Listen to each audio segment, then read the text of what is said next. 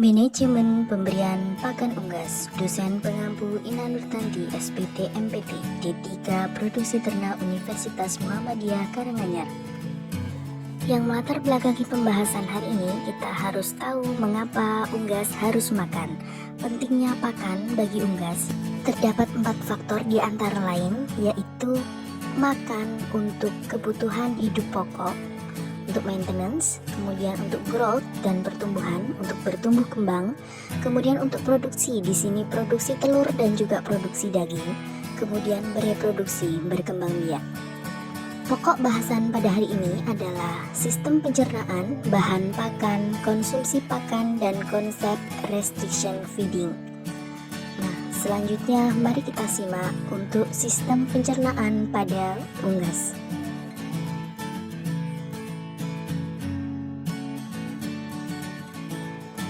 Berdasar dari sistem pencernaan pada gambar, pakan masuk ke paruh, kemudian dibawa ke esofagus, masuk ke tembolok di penyimpanan sementara, kemudian di proventriculus, kemudian masuk ke usus halus, usus besar, dan kloaka. Mekanisme absorpsi pakan, bahan pakan yang masuk ke saluran pencernaan menjadi produk digesti, kemudian diserap oleh usus halus, dan sisanya menjadi ekskreta.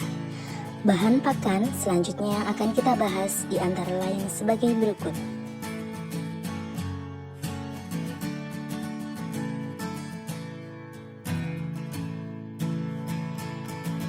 Sebelum kita masuk kepada materi bahan pakan, penting bagi kita mengetahui apa bedanya ransum dan konsentrat.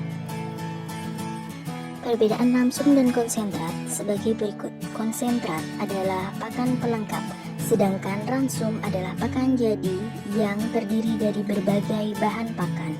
Nah, di sini bisa kita lihat bahan pakan unggas pada tabel yang disajikan dalam slide.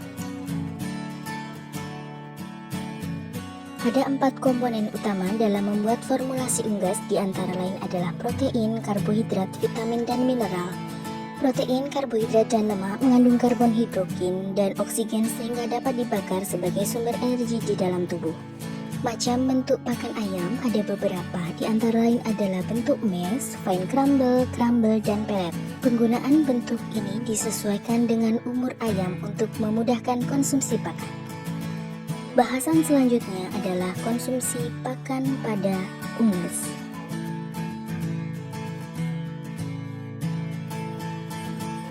Faktor-faktor yang mempengaruhi konsumsi pakan di antara lain kepadatan kandang, suhu, cahaya, akses tempat pakan, palatabilitas, nutrien, kondisi tubuh, dan ritme pakan.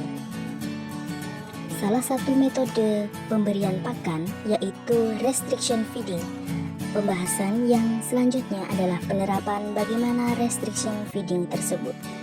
Restriction feeding sendiri adalah pembatasan pemberian pakan untuk menjaga efisiensi pakan. Pembatasan pemberian pakan ini mengurangi panas metabolik yang dihasilkan dari pakan yang dikonsumsi oleh ayam sehingga tercapai FCR yang maksimal.